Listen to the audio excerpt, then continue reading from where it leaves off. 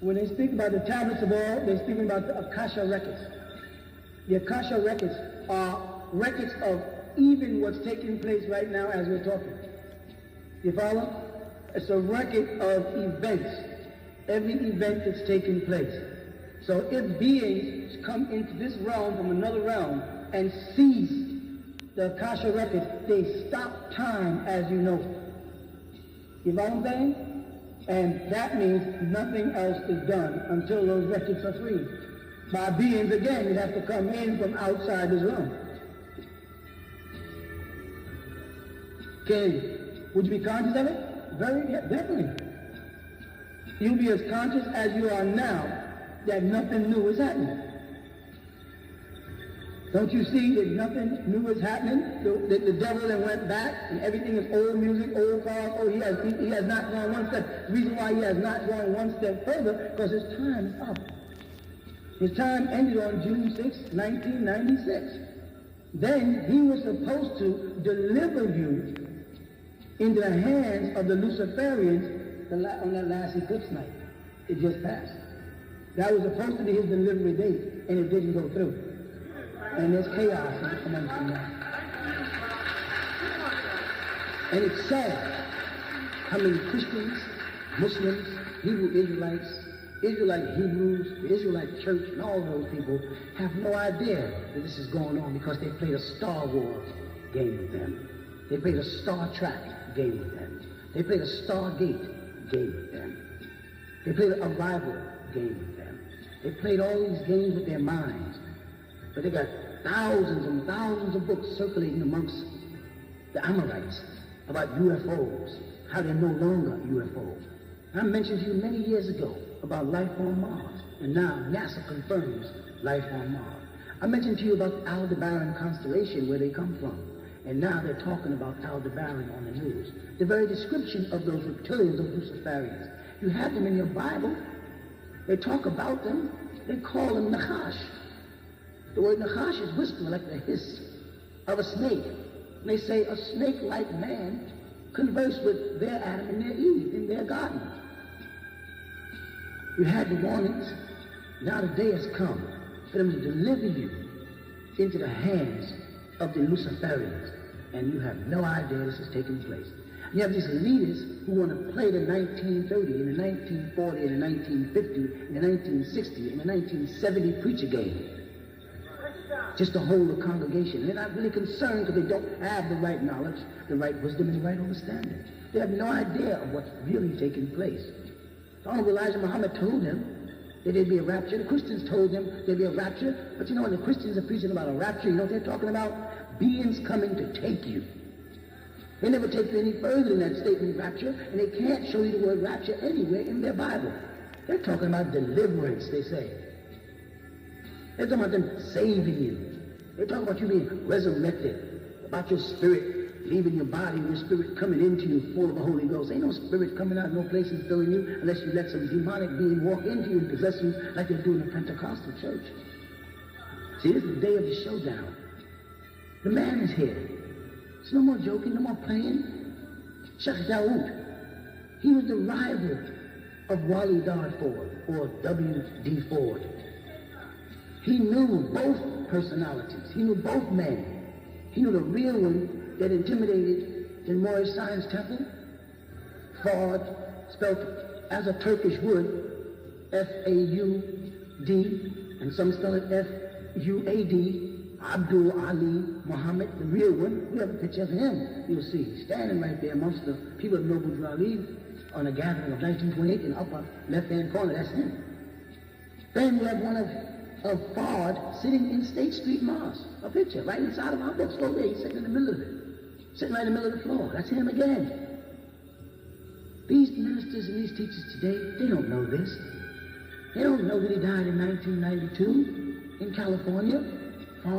And that he'd been coming back and forth and visiting the family all the time. Call the family. Call Wallace D. Muhammad. Call Wallace D. Muhammad's son, Wali, the radio director. He'll tell you the truth. Call Brother John Ramadan. He'll tell you the truth. They met Farad. Or should I say they met Fard, who was being mispronounced as Fard. He called himself Professor Abdullah Muhammad and sat on the rostrum and made himself public, but they couldn't announce it to the people would have panicked. You keep telling us about the theology of time. The theology of time was a period right up until the death of the Honorable Elijah Muhammad. And who taught the theology of time? Ask them. Fard came back to clean up the mess. He came back to set the record straight. His son Max taught right in Clara Muhammad School. He presented him to you right from the rostrum.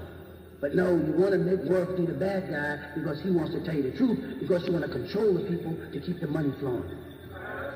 I'm not saying that Worthy Muhammad is telling you the whole truth. I'm saying he wanted to reveal the truth about Farad, somebody he never believed in as God, because he knew him personally. Because he used to come back and forth. He came back from the Punjab. He came back from the Fugees and went on through Mexico and all up into California and set up a mosque there. He was an imam. And he taught there amongst those people. They don't have this information, and they don't want you to know it. But now is the time. You can see the signs of the time. The things I'm telling you are happening right now. Elijah Muhammad told you to expect me. He told you how I would teach and what I would teach, and how I take you straight on up into the hereafter. But you want to play these silly games about the past. You want to wrestle with me. I'm a different type of God.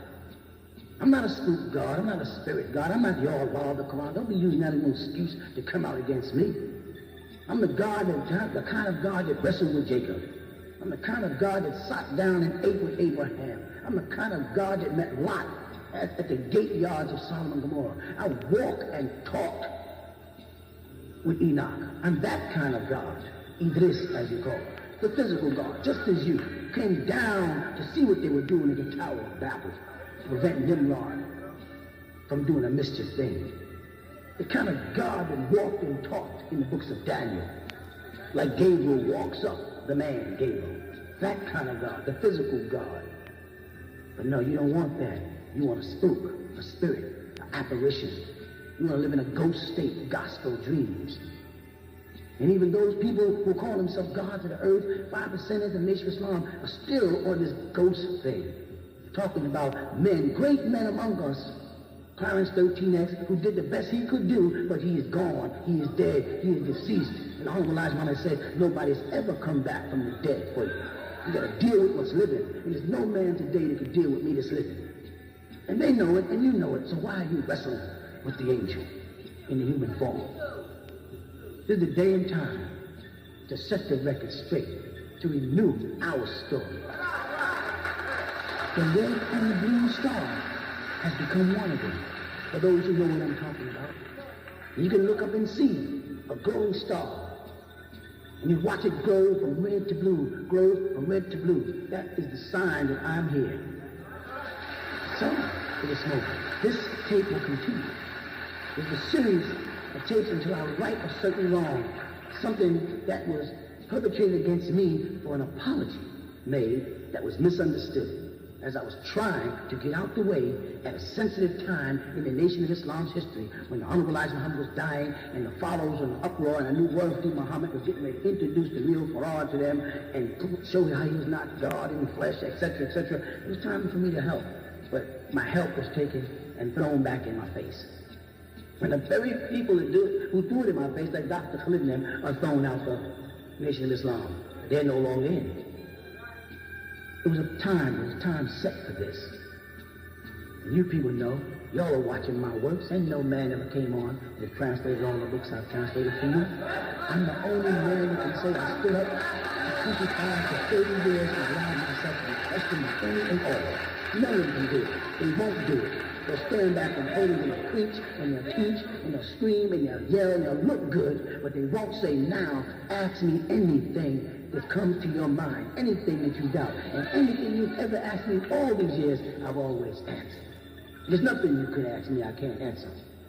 There's nothing none of your teachers could ask me that I can't answer. But everything I ask them, they can't answer. I put out a series of books when I turned to the table and said, so let me ask you some questions. You've been asking me and calling me names and calling me demons and calling me... Now let me turn you around and ask you all some questions. And I sat down and I wrote a bunch of books, 360 questions I asked, and none of you could come near it. And it steps from the Sunnis into the Shia to the Ahmadiyya, right onto the Baha'i and right onto the Nation of Islam. And you 5% has all of it in there. Oh, you sit down and write a little book called the Ansar Cult Book. So I gave you the cult book and the whole Ansar way of life and raised another one right out of it.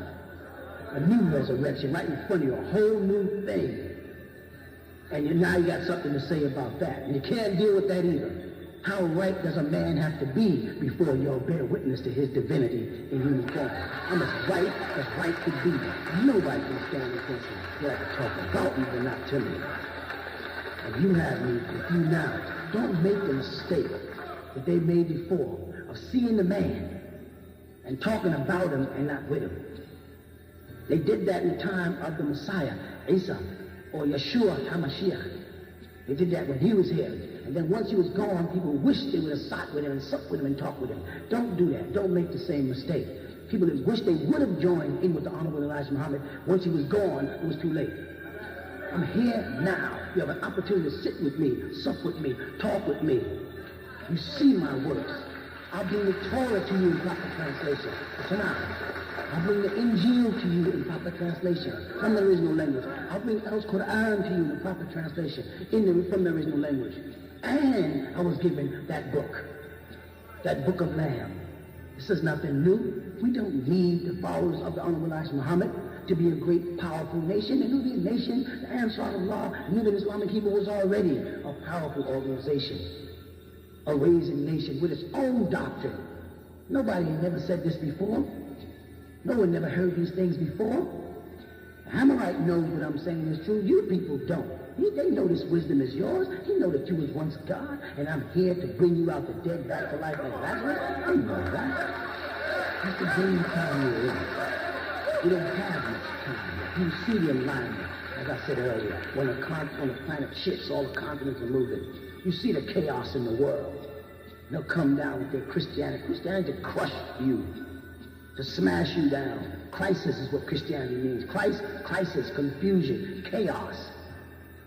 And I can only right your wrong if you listen to me and stop wrestling with me like Jacob did the angel, hoping to get some fake blessings. And you false teachers and you false preachers, you know you're not the man. Sit down and get out my way and let me defend the Honorable Elijah Muhammad. Let me defend every ground.